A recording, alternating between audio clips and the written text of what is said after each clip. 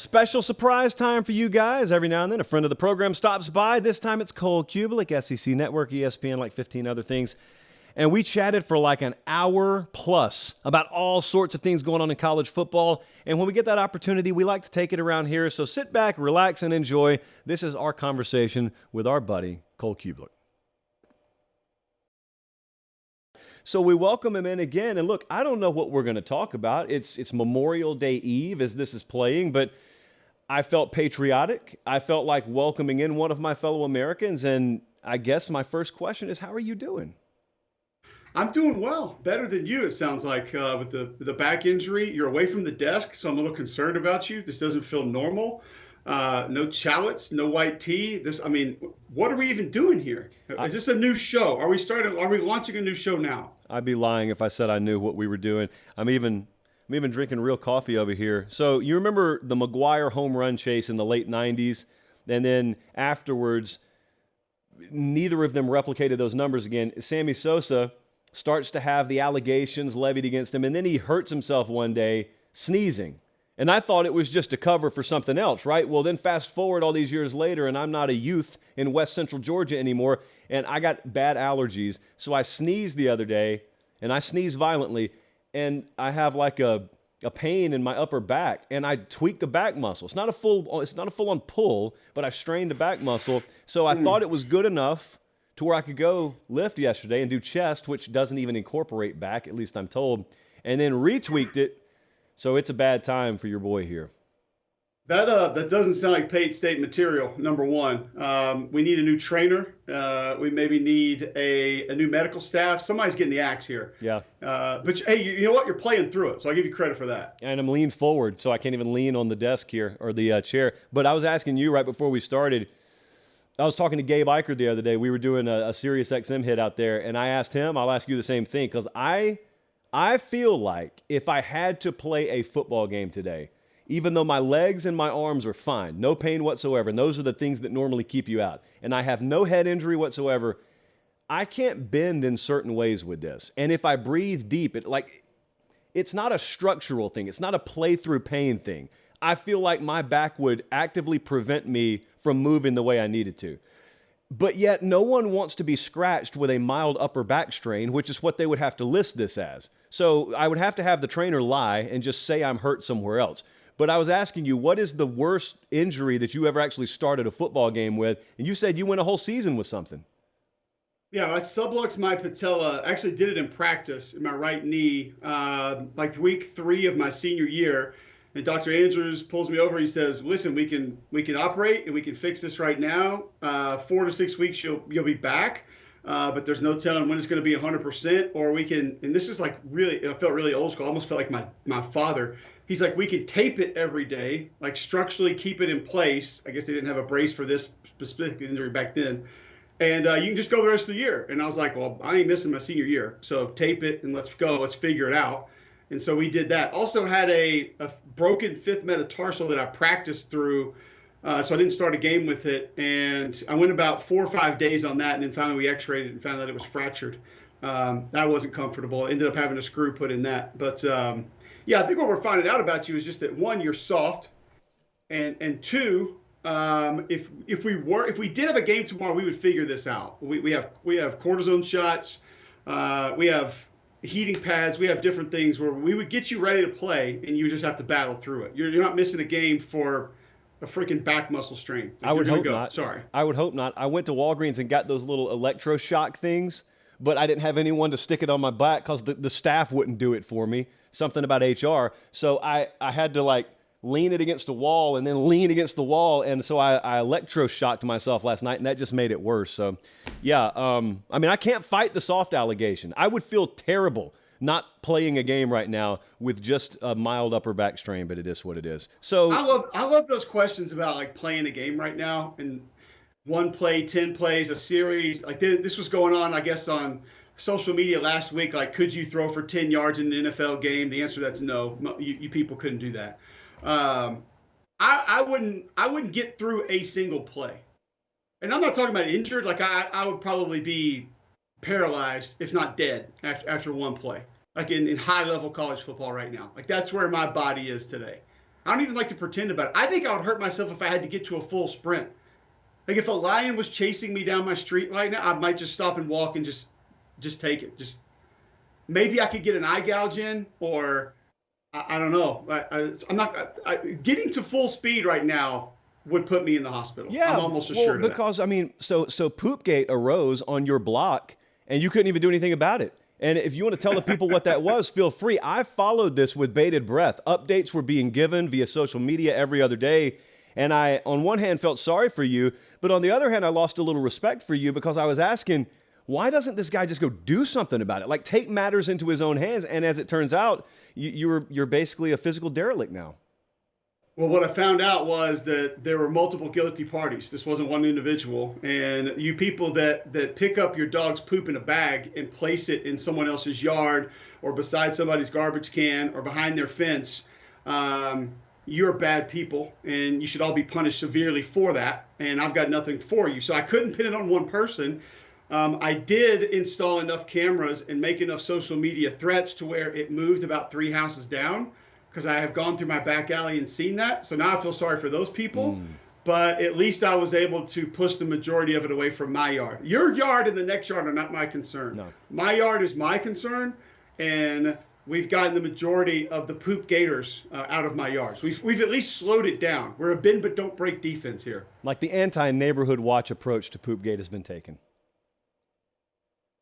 It's beautifully done. Yeah. So it says here you host a show named Mac and Cube, and it says that you work for SEC Network and ESPN. You live with your family in Birmingham. So I guess my next question for you is, have people always forgotten the name of your podcast?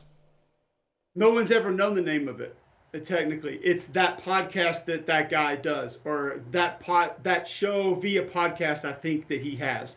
No one knows what it's called. No one knows where to find it. It's obvious by the numbers. No one knows how to subscribe to it, and based on the views, you can tell that no one can even locate it. So, yes, I think what happens is people magically distribute clips of it to other people to then go make fun of and try to talk trash about. And then when they do that, they have no reference point because we really don't even know if it exists. So that's where we are. We're just literally running in circles. Some baby YouTube show, maybe podcast that guy does. And sometimes it's good, most times it's not. If the people can't tell watching right now, something happened to elicit a lot of this emotion, because at this point, this dude would rather his house burn down than have this happen again. But I do want to tell you, for those of you watching, it is called The Cube Show podcast, and it is available. It's a wonderful resource. I would highly subscribe you, or I'd highly advise you to go subscribe to it. But I would also, without tossing folks under the bus, let's just reiterate the message, okay? You don't care if people take content from your pod. That's a yes. The no is what? Please name the podcast. Please reference it by name, and location of where you found it would also be preferable via Spotify, YouTube, Apple Podcasts, at Cube Show on social media, at Cube Show 61 via YouTube. That's all we need. Just throw us a bone and say, this is where the podcast is. This is where we stole this content from to try to better our content. This is where we went and took things that our brain can't come up with and tried to make it look like our brain came up with it. And just name what it is when you decide to do that. Thank you. Yes. Cube Show. It's not me, by the way. I'm not the guilty party, but Cube Show. That was their show prep. And that's all he asked. That's the one. That's fair. the one. All right, so let's do something different. Let's talk about actual college football. So every time I am on a radio hit right now, people are asking about sleeper teams, and you actually do radio in Birmingham. You do 50 million different things. So I assume you've been getting asked a lot about this. You've been talking a lot about it too. So draw me a few Sharpie circles. Who are some sleeper teams you got your eye on? Let me go backwards real quick, though, because I do a lot of what you do and talk to different people. What is the worst repeated question that you're getting right now? Like in your cycle of interviews that you do, you came on my show, I think last week or the week before.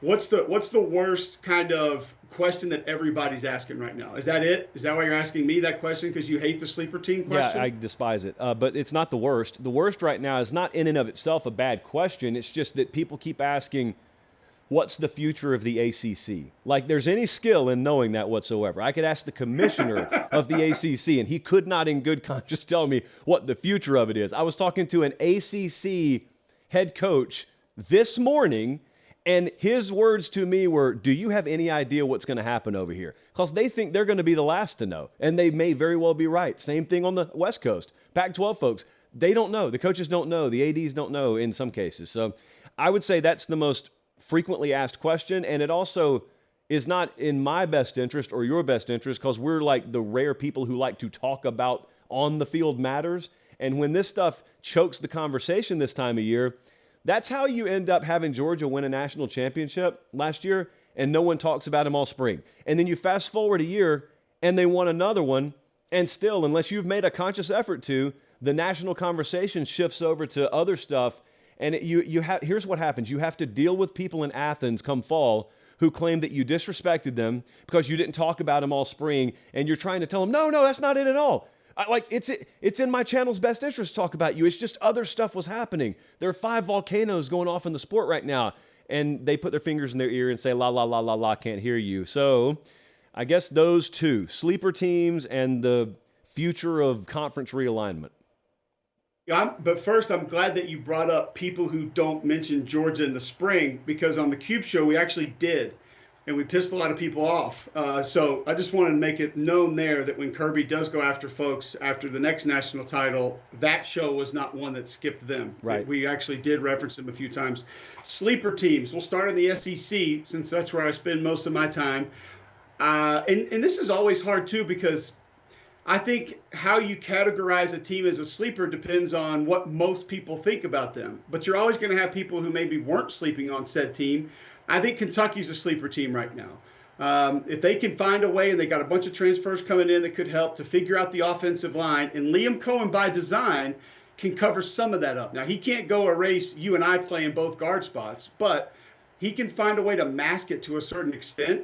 I don't think SEC fans have an idea how good of a quarterback Devin Leary is. Now, he's got to be upright.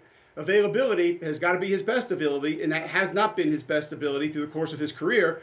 But if he's in the game, Josh, Kentucky has the best receiver room they've had in the history of Kentucky football right now. And there have been other great individual receivers, maybe 1 or 2. They have 3, maybe 4 right now that are as good or better than they've ever had. I think Ray Davis is exceptional. Vanderbilt transfer running back. You go get another transfer running back from NC State that's been a little bit dinged up that can maybe add a few things for you. And then defensively, Brad White just does an amazing job. And now Justin Rogers was a big loss. He's headed over to Auburn. But I still think with the way that they play, the physicality that they bring, that blueprint that Coach Stoops has, that foundation, it's not going away. They're not changing how they build houses. They're just sort of moving around the floor plan of the house. And I think they can be more explosive than they've been in a long time by still maintaining some of that physicality, playing some ground and pound, opening up play action, and Devin Leary can be great with those things. So that's one of the SEC that I don't think people are looking at saying, oh, wow, they could get to double-digit wins or maybe even past that. Texas A&M is another one, and it's really simple with A&M. They have one of the most talented offensive lines in the country. Does not mean they're one of the best, but one of the most talented offensive. Layden Robinson has great tape out there. Reuben Fatherly has great tape out there. Last year, they both had some not so great tape that was put out there. A lot of experience on that group, and the defensive line sort of the same way. Loaded with talent, can be disruptive, can be all over the place causing problems, but there were a lot of instances they weren't in the right places last year. Like they would get a win, but you're not supposed to be there, and the gap that you're supposed to be maintaining just gave up a 15-yard run. Like, it's great that you knocked that tackle on his ass. We actually needed you to stay in this gap to make sure that that 15-yard run didn't happen. Every team that we start and stop with is going to begin there. They've got an experienced quarterback that Jimbo loves. They have a very talented wide receiver room. Am I a little concerned about tailback? Mildly. Am I a little concerned about second, third level of the defense? Yes, especially second level. But they've got big-time talent in places that you have to have it. Quarterback, receiver, both lines of scrimmage. That's a great starting point to be able to go win some football games. And I actually am not one of those guys that thinks Jimbo won't get out of the way. Like he's going to be causing problems. I think he brought Bobby in to let Bobby do it. Now, I will say this. One of the most enjoyable places for you and I to be this college football season would be a fly on the wall in some of those offensive meeting rooms, because good Lord, that's going to be fun. I mean, the arguments and debates they're going to have is going to be. And I will say this too about one thing that people aren't talking about with A&M. You know a guy who's at A&M right now who I think is going to be massive for that football team this year?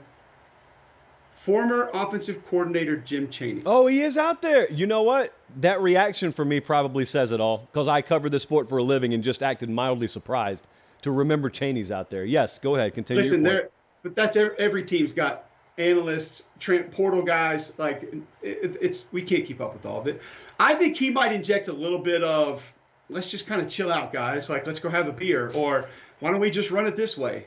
Like he will be the total opposite personality of every other guy in that offensive meeting room. I think he will help just from that perspective. Those are two kind of local, I guess, sleeper teams nationally. I honestly, it's probably not a sleeper for a lot of people out west. I feel like nobody's talking about Washington. Yeah. None. And you got a quarterback that should have been in New York. Now you do lose some pieces of your offensive line. You just got Dylan Johnson, a guy who's literally Ram Man from He-Man running the football. Like will just put his head down and blast through you. They have a great receiver core with essentially everybody back, tight ends back. Majority of the front seven on defense, which was super disruptive, is back. They have a ton of leadership left over from that team last year, and Kalen DeBoer will tell you that's the reason they got to where they were last year was leadership. I understand that there's a boatload of elite quarterbacks in the Pac-12, and what does that equal? Upsets, at least in my mind it does. So they may drop a game or two that they're not supposed to, but I think they'll win a game or two they're not supposed to. And yes, we could probably have a similar discussion about Oregon, about USC.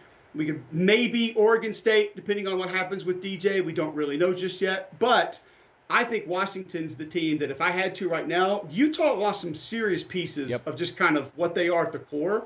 Quarterback, fantastic. But you lose the tight ends they've lost. You lose Diabate on defense. I don't feel as comfortable replacing that as I do with what Washington lost and is replacing it with. They would be my leader in the Pac-12 and sort of my dark horse for the national championship. So therefore, yeah, I would qualify Washington as a sleeper team right now. So I'm going to go starting where you finished. I'm going to work my way all the way back because right now, even if I'm talking to someone in the SEC or the Big Ten, when they ask about sleeper teams, I can't help it. The conversation just naturally gravitates out west because of the quarterback situation in the Pac-12. And the other thing is, anytime you talk Pac-12 football right now, everyone acts surprised, like, oh, I didn't know Washington was supposed to be that. I didn't know Oregon State was supposed to be that because they're used to talking about conference realignment. Like they haven't even allowed their mind to shift to what this actually is all about, which is on the field. So with Washington, people are like stunned when you even give them those numbers. I don't think half the country even knows Oregon State was a double-digit win team last year. No. But I'll tell you right now, so what used to be the North, now it's just take the best two teams, which I like as a format better. But in what used to be the North out there, Washington defensively is already a really good outfit. Utah has been that, but you were talking about some of the pieces they have to replace. What stood out to me about Oregon, whether it be recruiting or the portal, is number one, they got Bo Nix to come back, so they're set at quarterback. But then number two, they are stacking defensive linemen, man. They are really, really good and building depth, which is what you and I both know. Anytime you're watching high-level games and you're watching games featuring teams that you're talking about with that kind of playoff sense around them, when they roll their twos in there, I'm not saying there's not a drop-off, but there's not a big drop-off, and you don't have to sacrifice to roll your second and third team in there. Some of them go three deep, but easily most of the championship contenders are going two deep on the front.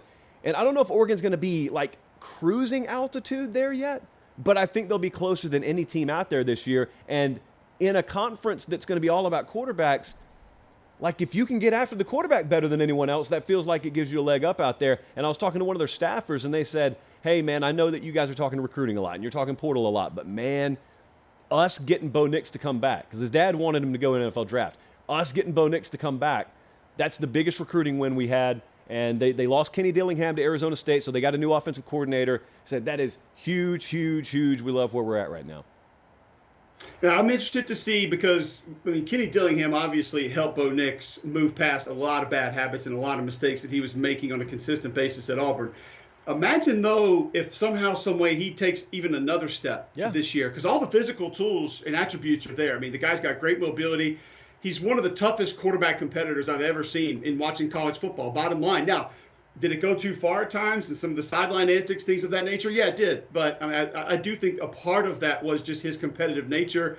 He'll try to run you over. Doesn't care if you're 320 or 220 or 120. Like He is as fiery of a guy at that position as you're going to get, but he can throw the ball. He throws a really nice deep ball. He's got plenty of arm strength, and he's played enough football now where he should have pretty good recognition that everything is going to take place. I'm interested defensively, with just all the pieces gone, how it's going to look. But if you kind of follow up your point, if you're wondering about the future of Oregon football or Dan Lanning, his potential being a star one day, which he probably already is and is going to be even more so. I remember the first time I sat down with him, it was his first year as Georgia DC. We get into our TV meetings and we go through, 30, 40 minutes, whatever it was. And he's just so dynamic, so energetic, so excited about all this guys. He's going through, whether it's X's and O's and he's diving deep really into like the nuts and bolts, or he's just talking about a guy's life off the field and how they were able to recruit him. He walked out and I looked at Tom and Jordan and I said, that dude's a rock star, man. Mm-hmm. Like he's freaking going places. So he obviously has a bright future. And you see not just through regular recruiting, but also the portal, he's doing damage right now. And it's not just the D-line. They've loaded up some guys on the offensive line through this portal cycle as well. So I agree. I think that the talent on the second and third level of the offensive and defensive line is going to be better. And we've seen Pac-12 teams kind of fall off the map because of that. USC shut practice down this spring. They stopped practicing. I'll be honest with you, Josh. I have never been around a program that stopped practice because guys were nicked up. Never in my life. And Lincoln said, you know what? We're going to take a little break. It's like a literal intermission. Like we don't have intermissions in movie anymore. Like he took a spring practice intermission because guys were dinged up. He's like, you go get your popcorn, go to the restroom, come back. We're going to push play again. And here we go. So yes, it affects teams in that conference because the depth is just not where it is a lot of other places. They talk at USC right now about how much better can the defense get this year. They were way down the list last year. I had one of our bold predictions the other day. One of their fans said, hey, we're going to go to the national title game because we're going to have a top 30 defense. And I may be wrong here. I listened to Lincoln Riley. I watched the way they operate out there. I don't think he's under any illusion that's ever going to happen. I really don't. I think he believes they got to be, if they can float in that opportunistic turnover team that's good in the red zone, that is otherwise like 45th or 50th in the country, he believes with the right quarterback, which he'll always have, they can thread the needle, they can win a title. But I want to go all the way back to Auburn right quick. So you were talking about A&M. And yeah, I ditto pretty much everything you said about A&M. With Auburn, let's say I were to take you out of 1998. I were to just drop you on present day Auburn Tiger 2023 team, and you were to see what your head coach just did. So Hugh Freeze came in, and then the nature of the game today is you got holes on your roster. You've got especially a year one allowance to just go take as many guys as you can get to come in there. They have taken the equivalent of pretty much a full starting offense. Not all of them will start, but they have brought those kind of numbers in. And they have, according to 24/7 Sports, they have more 4-star or higher rated players out of the portal than any class this cycle. And that counts Colorado, who brought in like 114 kids. So there's a difference, though. The point I'm trying to make is there's a difference in the Xbox world where you just have a player comes in and his rating is the level of play you get out of him versus a real-life football team made of living, breathing humans where you got the bricks and then you got the mortar in between, or what we would call a team. How long does it take, man, to actually have those pieces form into a team? Because even in the SEC, I don't care who you start with, you're running into stiff competition pretty quickly. And like people are going to shake your cage pretty quickly. And if it's not cohesive, it doesn't matter how many stars you had next to the pieces. So I'm not saying he's not going to get the job done. I'm just saying it's such a new world. It fascinates me to watch all these portal pieces thrown together and then ask, okay, but is it going to be a team come September? Let's look at a couple of examples of recent memory. Michigan State took They had 26 guys out of the portal, and it worked really well. Right. And then the next year kind of crashed and burned. Tennessee had every decent player that they had on their roster left. I mean, Wanye Morris, Oklahoma. Eric Gray, Oklahoma. Like DeAndre Johnson, Miami. Like everybody was gone. And then all of a sudden it's like, oh, it's not as bad as we thought it was going to be. It might be okay. But when you talk about Hugh Freeze's tenure at Auburn, I would say he has cleared the first major hurdle, and that was upgrading the talent. And you referenced a lot of it. You could make a honest case right now.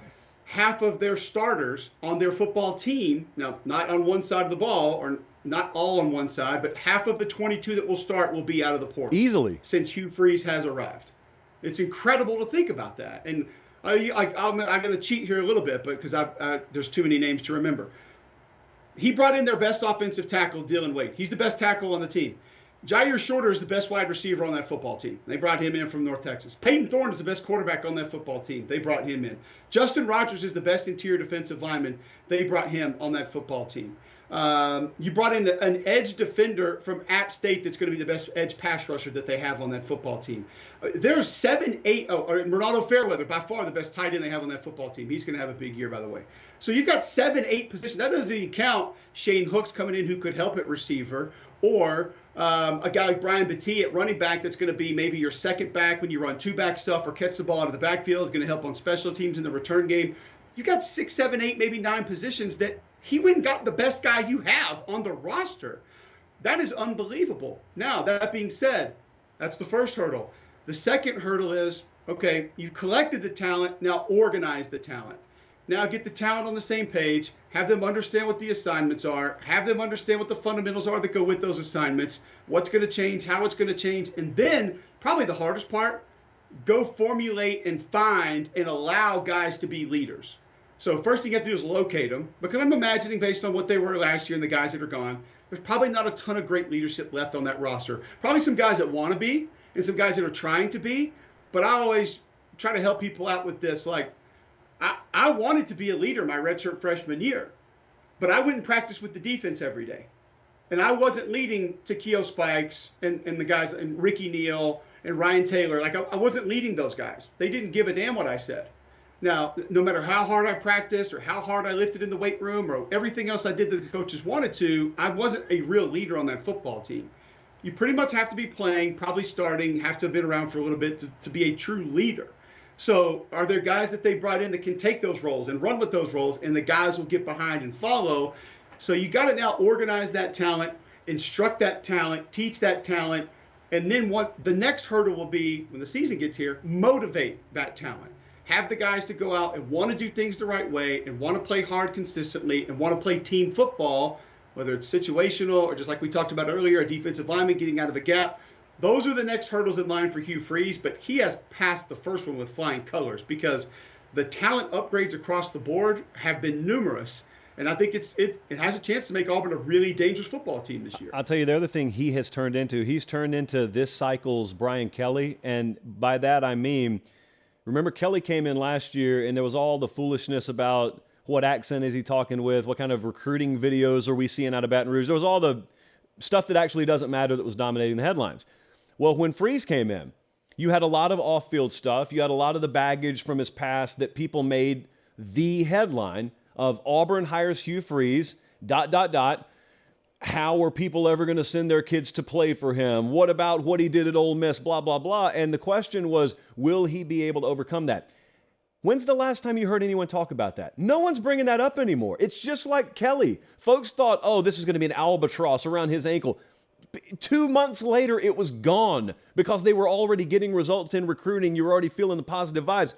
Hugh Freeze, nothing has changed. He's still 0-0 as the head coach at Auburn. They still got a couple of months, like 100 days before they kick it off this year. But already, that's what the portal can do. Like, there's some negatives to it. There's some positives to it. One of the positives is if you're a new head coach, you can erase any kind of negative vibe before September just by going and leveraging that thing. And you got playing time you can offer, whether you're promising it or just saying, hey, you're smart. Look, there's wide open competition here.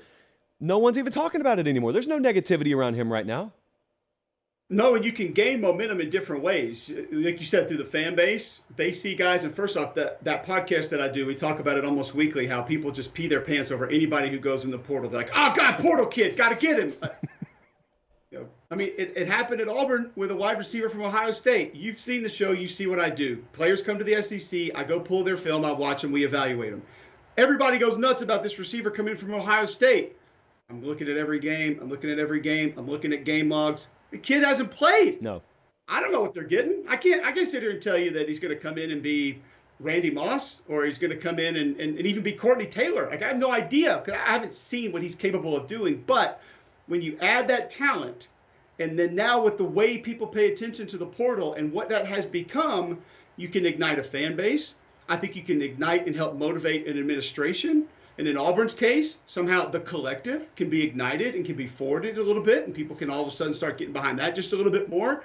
And let's be real, there's a competitive portion that should be happening when you bring in guys who are as good or better than me, and now all of a sudden it doesn't look like that's just my position to go sit on for the entire season. So the level of concern, positive concern from players of, I need to watch more film, I need to work out, I need to get inside the facility a little bit more. If all those things go up, then you have raised the level of quality of your football team before you've even played a game.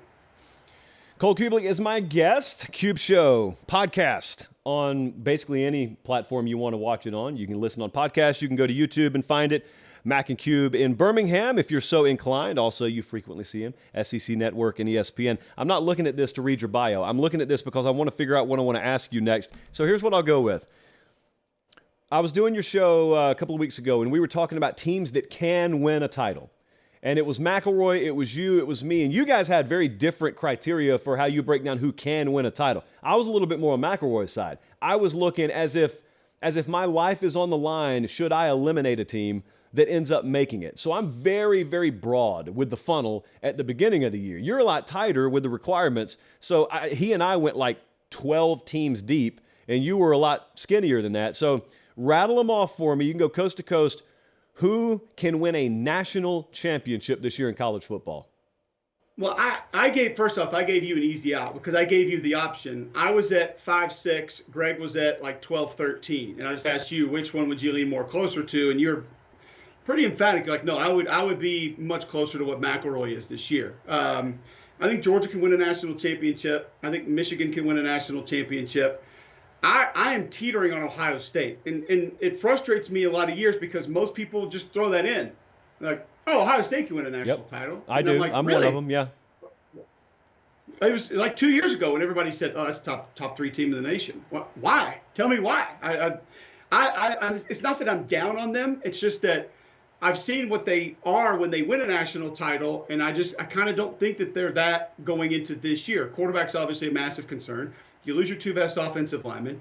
Corner and defensive line have not been the same the last couple of years, and I just don't expect that to all of a sudden, be back to what it was prior to that. Now, if they're running backs, if Travion Henderson's healthy the entire year, then I will probably give them a much better chance. But as we pointed out with guys like Devin Leary a little bit earlier, some guys have not been available for their entire career. So I don't know if that's one that, like you said, if my life came down to it right now, we had to throw the names out, if I would actually include or not. Obviously, I think Alabama can win a national championship. I think LSU can win a national championship. I think Florida State can win a national championship, but they would be towards the bottom of my list. And then it gets really tricky out in the Pac-12. I mentioned Washington before. If you were to ask me for a team out there that could, I would give you them. And I understand where everyone's going to go and say, wait a minute, the Heisman Trophy winner's back, and he throws for X thousand yards, and look what he does, and they're so magnificent, and they're magical. This is why I went where I went. I think so many people get consumed, Josh, when we start having this conversation, their brain goes get into the playoff. And I don't know why it stops there, but I don't think people think it through the next two steps. And that is, okay, we got there.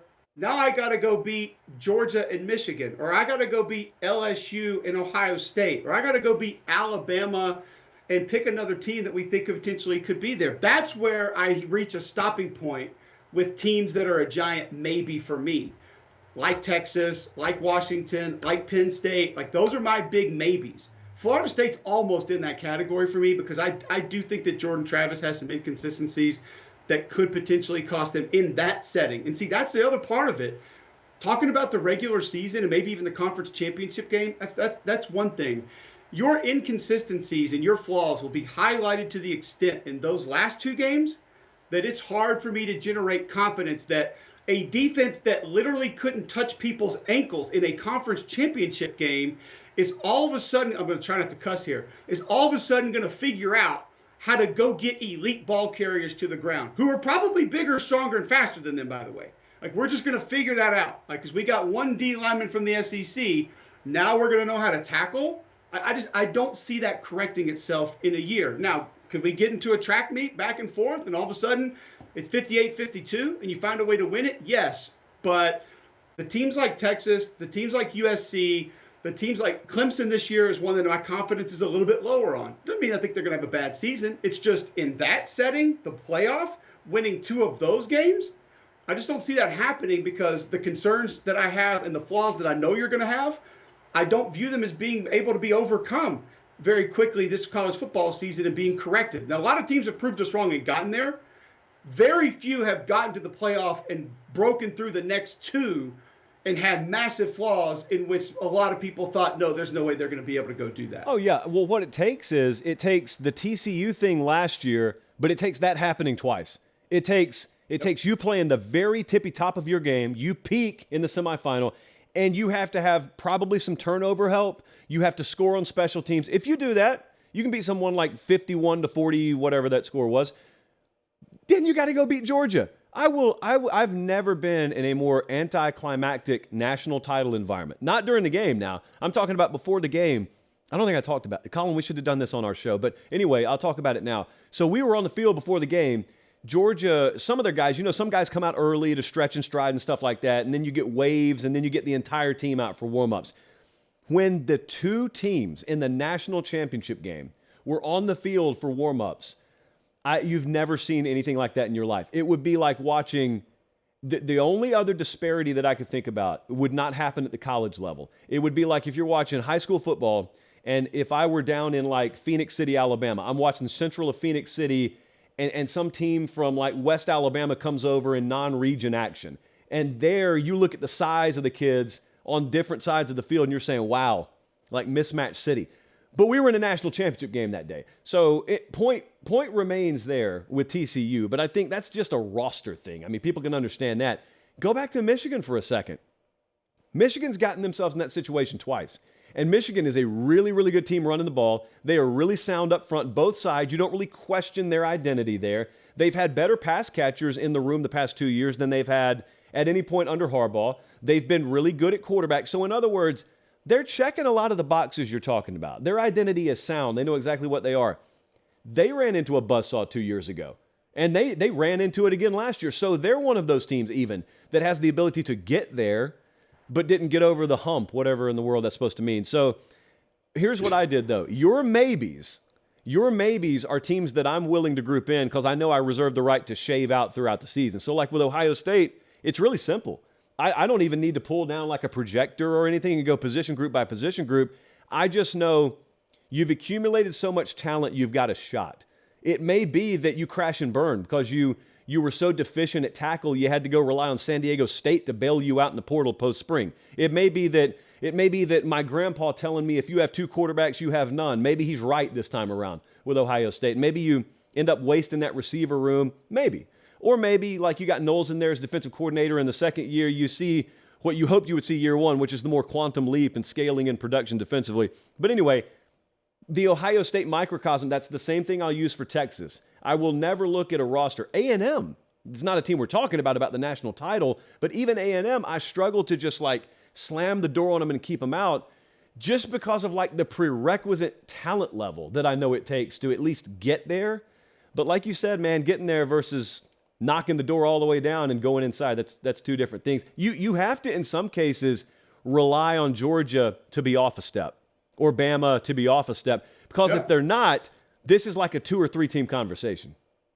No, and I think one of the reasons that I would put Michigan in the canned group is because they've been there the last 2 years. Yeah. And I do think that I've seen that staff try to become more athletic, try to find more guys on the perimeter that can help, become a little bit more athletic on the defensive line.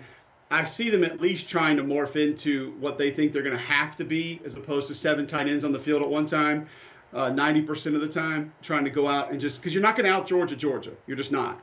You know, I feel like we say this with Kentucky every year. Like they're going to be great. They're going to have this. They're going to have that. But you're not going to out Georgia. So how are you going to circumvent that problem when you get to it and you can't push those guys around anymore? So that's kind of my problem with some of those Pac-12 teams we talked about. But to your point a moment ago, I actually have seen it. I had to go look up his last year.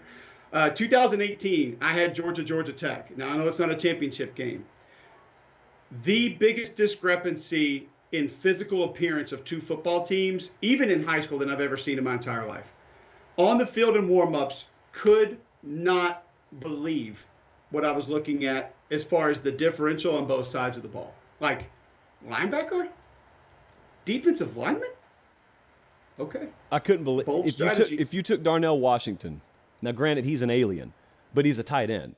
If you took him and walked him over to TCU's offensive lineman warming up over in the left corner of the end zone, Washington would have towered over any of the offensive linemen TCU was about to trot out there in the national title game.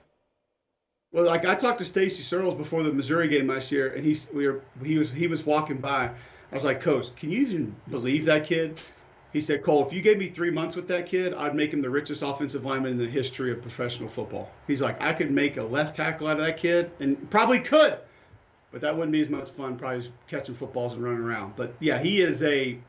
I remember I had their spring game before the first national championship, and I asked Kirby about him when we were meeting, and I said, Coach, I loved how as a freshman he was a willing blocker, because a lot of times as a freshman tight end they're not very willing blockers. They haven't had to do it. They don't like it.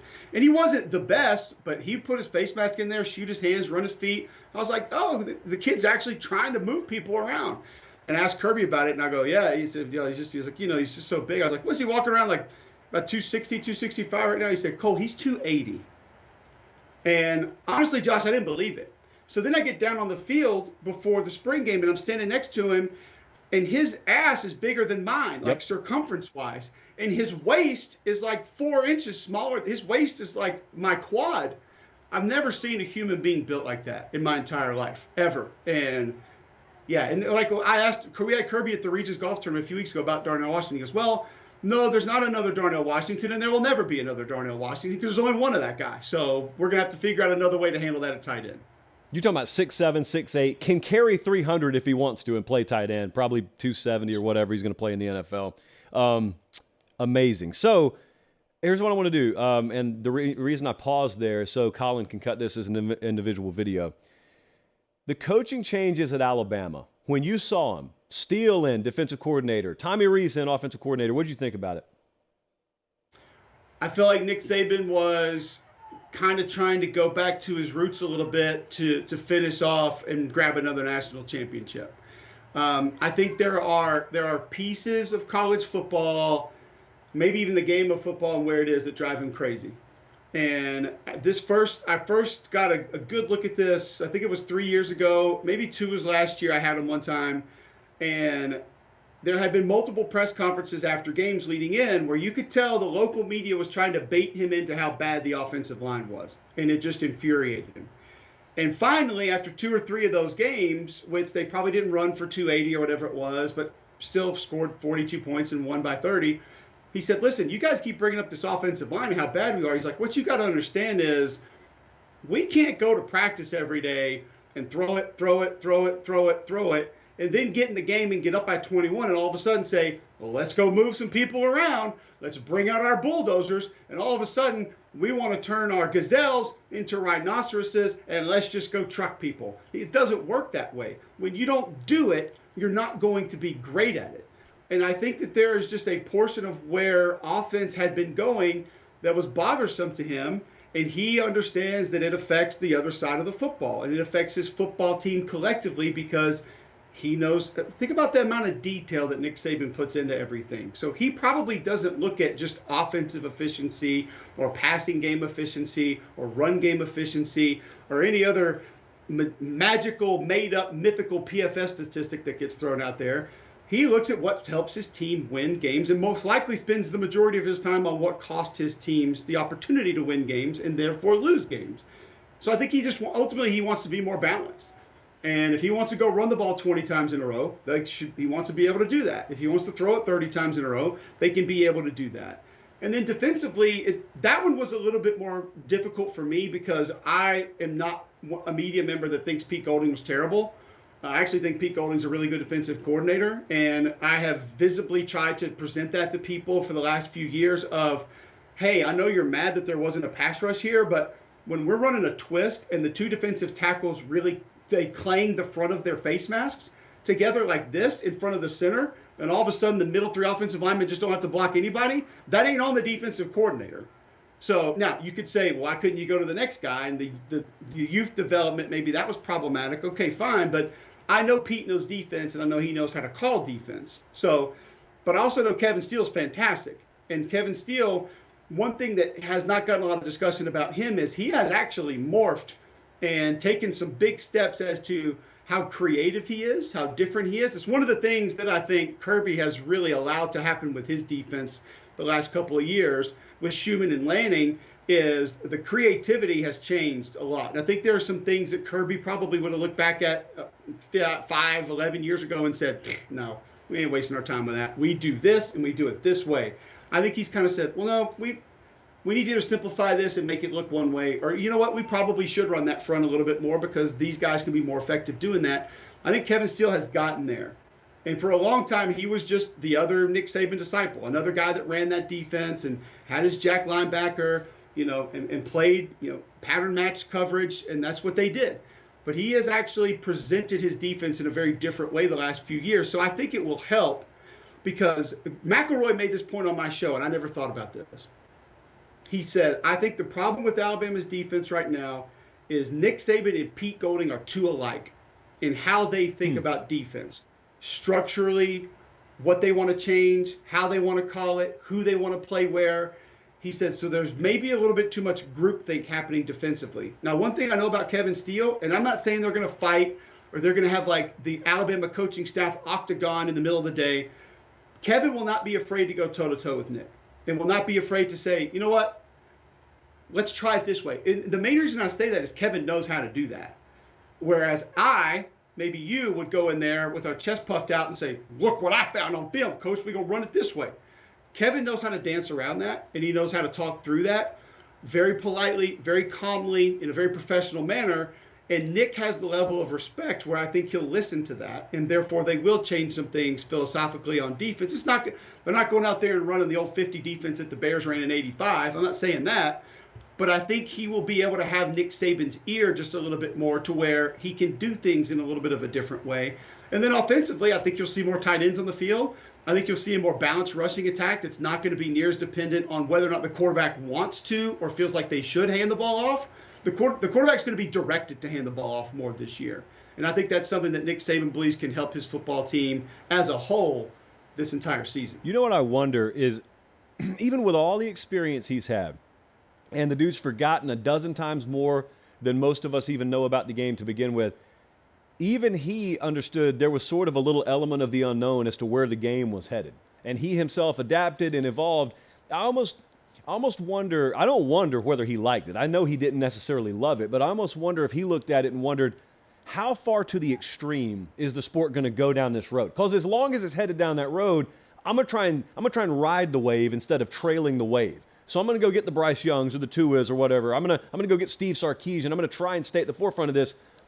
But when he saw Georgia do what they've done the last 2 years, it almost feels to me like he watched it along with the rest of us and said, oh, wait, first off, yeah, obviously that still works if you can play defense at that level. And number two, perhaps that signifies a little pendulum swing. And if that's the case, if the sport is going to maybe regress a little bit back towards whatever I would have considered norm 10 years ago, well, we're going to dive in full speed. Because I think Nick Saban's always looked at it and understood that if the game is within 2 bookmark points of my familiarity, there are a dozen coordinators either side of the ball I can go out there to get and run my stuff with the players I'm going to give them, and we can win. So I watched the rest of the world freak out about the coordinator hires. And I know he's probably not reading the headlines, but if he were to watch that, I think he would have met it with like a collective yawn and said, you're focusing on the wrong thing, people. You're focusing on such the wrong thing.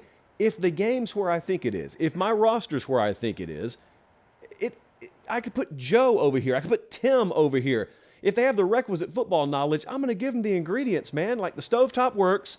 A bunch of chefs that could take my ingredients and cook a really good meal with it will be fine. That's how I think he feels. Now, ultimately, we got to play the games in the fall to find out if A, he's right, or if B, I'm totally off base, or C, all of the above. You're not totally off base for a couple of reasons. Number one, and I laugh at the people that say, well, Tyler Buckner's got familiarity with this offensive coordinator. So that's a big advantage. He's definitely going to win that job.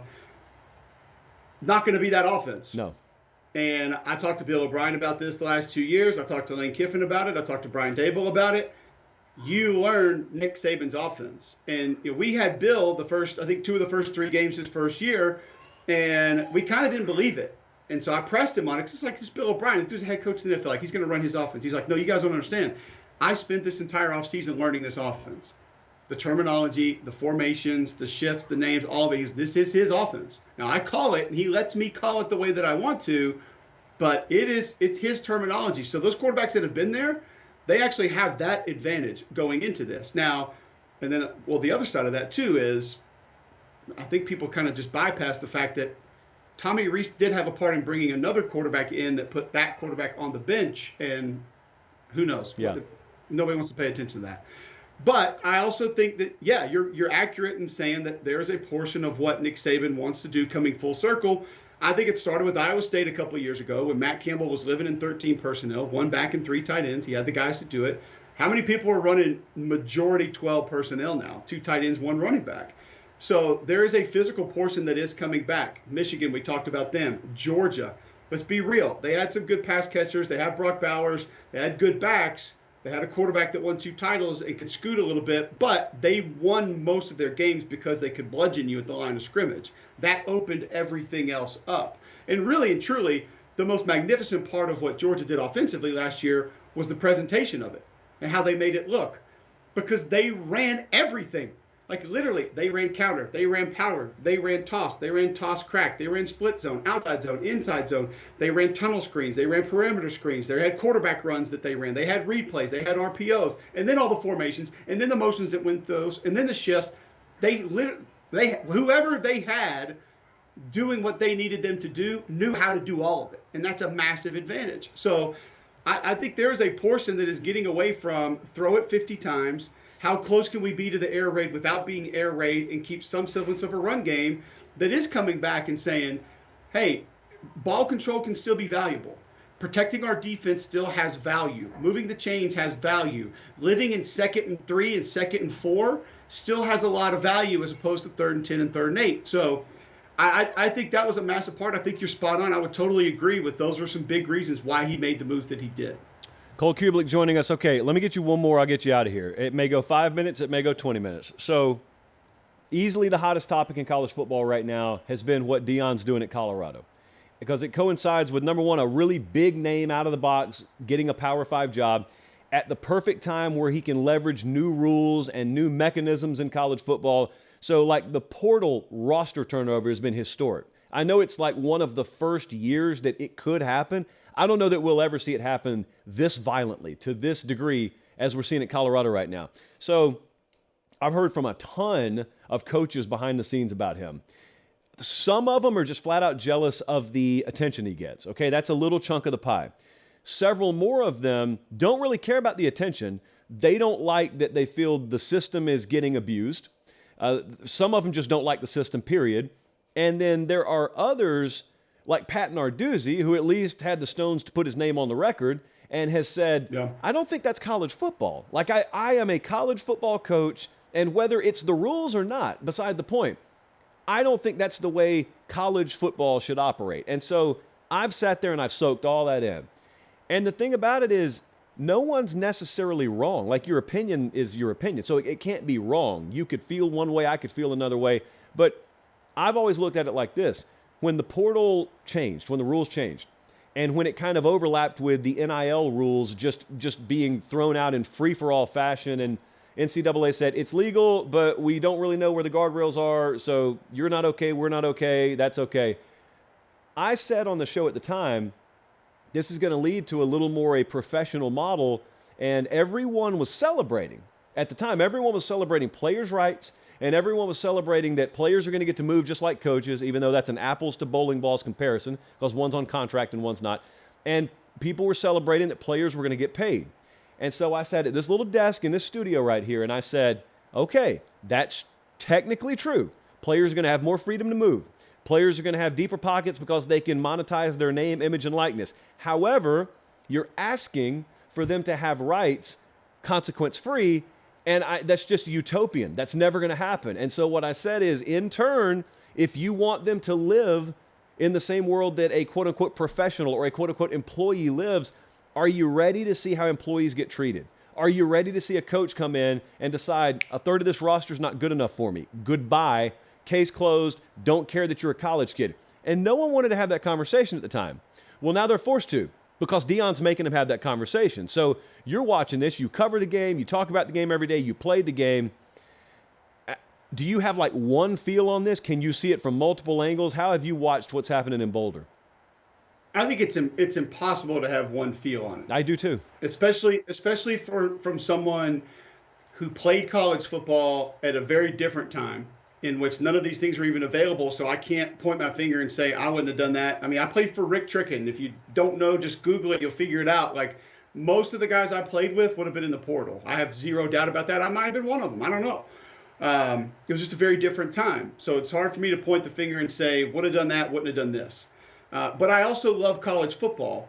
And I can remember when NIL first started getting kicked around, I was one that stood up and said, why are none of you people talking about the brand that these kids are affiliated with and the value that that brings?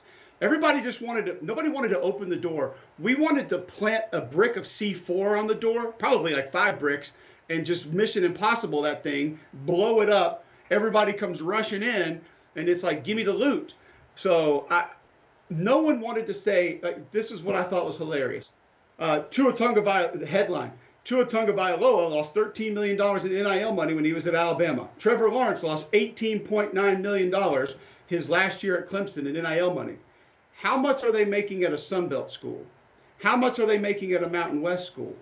No one even wanted to begin to try and recognize the fact that the brands they were affiliated with brought even more value than they did at that position. Not saying they weren't good players, not saying they weren't great, but the brands you're affiliated with also bring a ton of value. And it was just ignored. And I think that because it was ignored is why we just said, let them all in. Let's just let it go and see what happens and see how it plays out. Obviously, it didn't play out very well. Do I believe that the portal should be a free-for-all? No. And by the way, I don't even know why we have these windows because kids are going in every day. Like, what is a portal window? The portal is 7-Eleven. It's 24/7, man, 365. Like, it doesn't really close. Okay, so technically you can't enroll at another school at a certain point in time, but the thing doesn't shut down. Then we bring in tampering to the entire equation and what that is and how do you solve that? Can you solve that? There's so many questions that go along with it. I go back to this in that all I can reference is what college football has done for me. And every penny that I have made in my entire life is because I played football at Auburn. Now, I know some people will hear that and they'll say, oh, what, Yellowfella hooking you up with a job and just giving you a check to walk around? It's not that. The understanding that you need to have is when you played at Tennessee or Michigan or Georgia or Ohio State or Purdue or Illinois or Nebraska or USC or Washington or Oregon or Auburn, that there are going to inherently be people that want to help you for the rest of your life, forever. And I'll be honest with you, Josh, I talked to Herb Street about this a couple years ago. I can't wait to see what it looks like when we get kids that have played at 3 and 4 schools. Yeah. Is School 2 going to want to help him? Is School 4 going to want to help him? I doubt School 1's going to give a damn about him. Where are they going to go to games? I took my kids to the Hoover Met. We couldn't stay awake for the Auburn game last night, but I wanted them to kind of take it all in because they were playing there. Like, we went there because Auburn's there. If they weren't in the tournament this year, I'm probably not taking them. Like, I love taking my kids to Auburn and to games, and I don't get a chance to take them to games very much. That's why the A&M was so special last year. I had them all in the field before the game. Where are they going to go?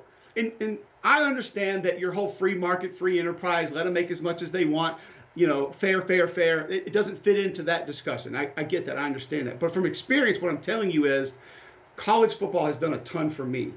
And it's allowed me to do something that I love and talk about it every day and get paid to do it, which is just asinine when you really think about it. Because I tell people I haven't worked in like 8 years. Now, I put work into it, but I haven't shown up for work per se in like 8 or 9 years. It's not work. It's a job. You get a check for it, but I love it. I love every bit of it. I love compiling statistics. I love watching the film. And I don't get to do any of this if I played at a Sun Belt school or if I played at a Mountain West school. And I'm not banging on any. I love Sun Belt football. I love action. But the reality of it is there are just not as many people that are going to go out of their way to help you and want to see you do good things and go out of their way to make sure you're successful after that life. And this, for me, this includes medical sales, pharmaceutical sales, insurance, which God, I hated it, selling boxes, God, I hated it, and then radio, and then television, and then studio, and then that podcast out there floating somewhere that I do also. All of those things because I wore AU on the side of my helmet and played a couple of seasons of college football at a very average level. So we've lost all sight of that and don't care about that anymore. We've turned into and I can remember when actually the graduate transfer first started happening. I was doing a little show on Sports Radio 730 The Ump in Huntsville, Alabama. And I can remember the guy that used to call in every day and calling me and telling me that he remembered me saying it. When that first started happening, I said, it's never going to be enough. Understand that. It will never be enough. Gimme, gimme, gimme, mine, mine, mine, more, more, more. That's the hard part about this conversation that you and I are trying to have right now, Josh, is what is going to be enough? Because look where the word transfer has gone in, I don't know what, 6 years, 4 years? Like, we went from, oh, you got your diploma, which took coaches and academic advisors completely full circle, because it used to be, hold on, slow them down, make sure they can't go anywhere. And then kind of the Saban era comes in, oh, we want to process guys, get them through as fast as possible so we can get them out of here and get the next guys in. To now, the kids have smartened up and said, well, no, I want my degree in 2.5 years so I can go do whatever I want. Okay, that happened. To now, it's just, I lost in Call of Duty last night, I'm out of here. Hate this place. I'm done. So is there a quick fix to any of it? No. To follow up with what you said about Coach Prime, I would laugh at the people who said that, like, I agree with what Pat Narduzzi said. And this is where I think, just the whole other discussion for another day, collectively, I think we're all wrong in a lot of our daily lives, is we refuse to see things in the way that we disagree with. So you know what I liken this to? Players sitting out of bowl games. I freaking hate it. I hate it. Every fiber of my body hates it. But I understand it. Yeah. I get it. Like, why would Tua Tagovailoa go play in a bowl game? I get it. It's a month and a half head start on your NFL training, which could set you and your family up for the rest of your life. Fine. Go do it. Would I have done it? I would like to say no. I don't think I would, because I love my teammates. And by God, I just love playing football. Like, give me another college football game with my guys. And listen, I was at Auburn for 5 years, so maybe mentally it was just different for me. But I liken it to that. I don't have to like that. But you know what? I understand it. So I'm not going to kill a kid for doing it. To get mad at Dion for doing things that aren't against the rules, to me, it's a little bit ludicrous. He's not breaking rules. He's gaming the system. The same thing that every other coach has done in some form or fashion. Hurry up, no tempo offense. We've all done that, right?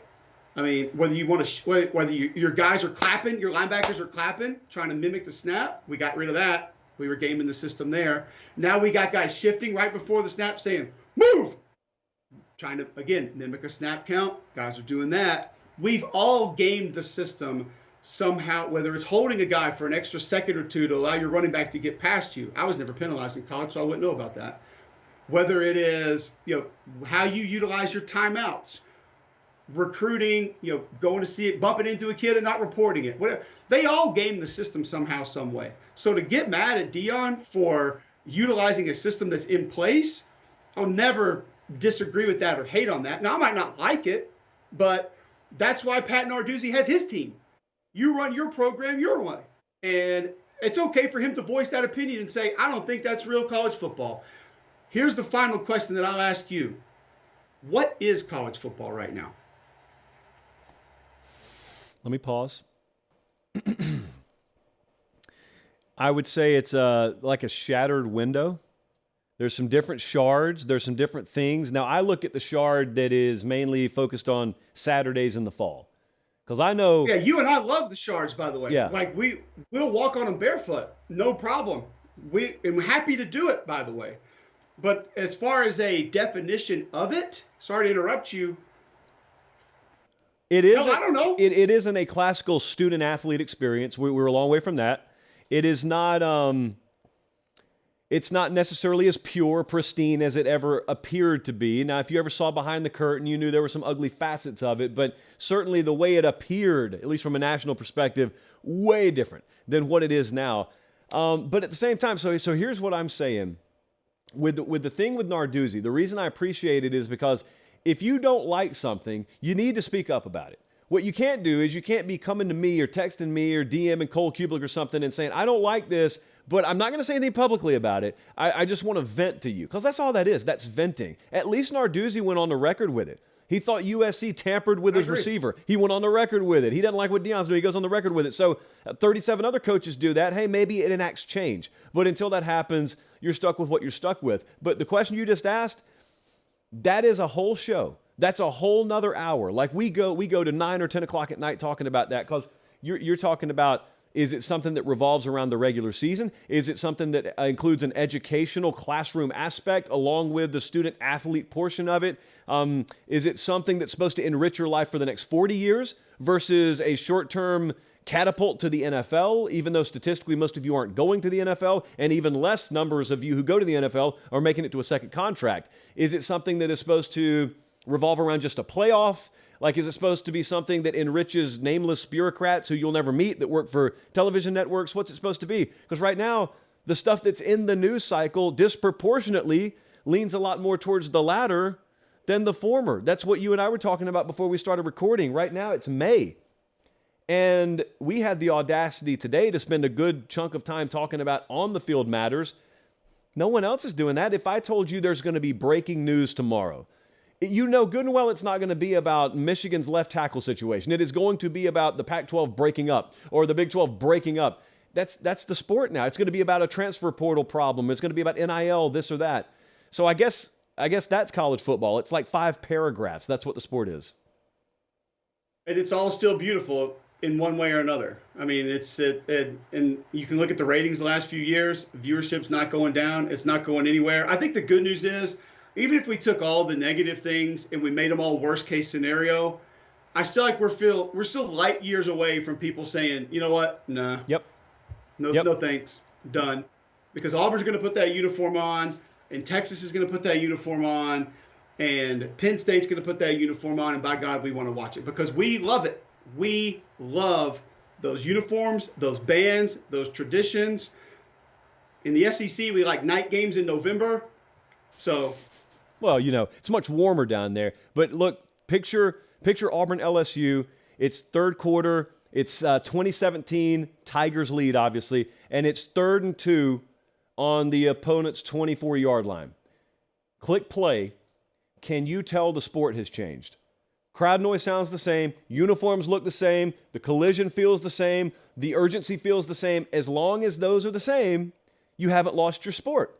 You may not like what revolves around it, but that's exactly what it's doing. Those things are revolving around a nucleus, and if that nucleus on Saturday in the fall remains the same, you haven't lost your sport. We were talking about pro wrestling and NASCAR the other day and how they so radically shifted in the late 90s, early 2000s.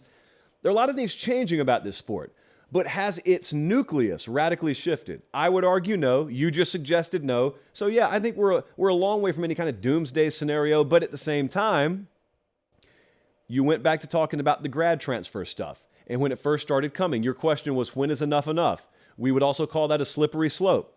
The cognizant thing to do is start screaming the second you realize you're getting close to the edge, because once you start going down a slippery slope, that's why they call it slippery. You can't get back up. And so you don't wait until you're in the quicksand to start yelling, oh man, we're in quicksand.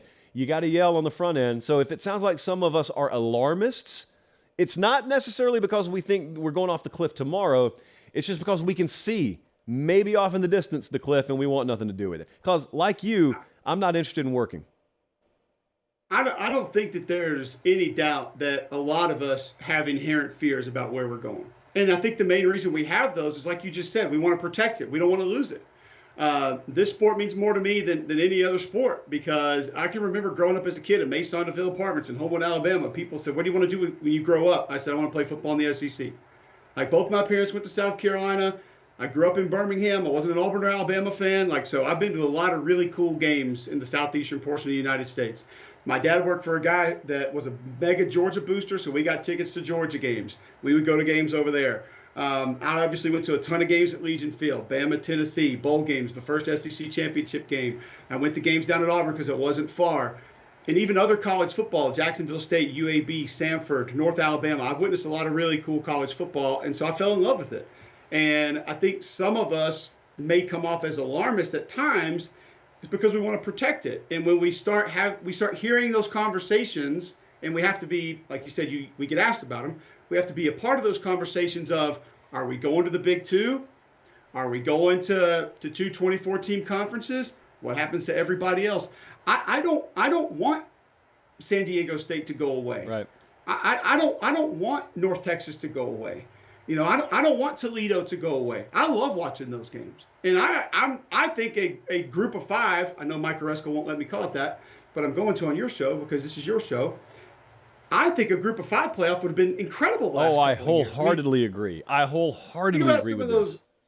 Think about some of those Louisiana teams that Billy had, Liberty teams under Hugh Freeze. You can go back to Boise teams that we've seen, BYU if they would have been classified UAB. there. Like UAB had some amazing Coastal Carolina the last couple of years and what Jamie was doing there. Like we could have had some badass football. And I would have watched every second of it, and I think a lot of people would have watched every second of it. But that's also another I remember Mark Richt, when we came out of the BCS era, said, you know, one thing that bothers me is there's enough to go around. There is. There's enough to go around. And people, Josh, I did Samford football games in the spring during COVID. I knew some of the guys over there. They asked me to do them. I'm like, it's a mile and a half from my house. Like, let's go. Got to know Chris Hatcher now. He's an awesome guy. And I was watching this, and I was talking to their AD, talking to some people around the administration. Even right after COVID, they were getting pretty good crowds. And I was like, this thing would work if they did it in the spring. Right. Like, work. And FCS fans told me I was nuts, that I was crazy. And I said, I'm going to tell you guys, just listen to me here, the main reason I'm telling you this. And your buddy Brandon Walker was the first to fight against this. He was like, they need those paycheck games. Well, the first point that I was going to make is those games are going away. Yeah. Because if we're going to the Big Two, what are the Big Two? The Big Two are going to have a ton of money. What do they not want to do with that money? Share it. It's that easy.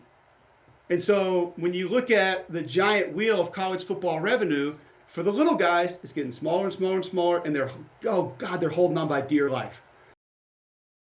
Whew, ended on a cliffhanger there. Hey, do me a favor, because we appreciate Cole. He gave us over an hour of his time.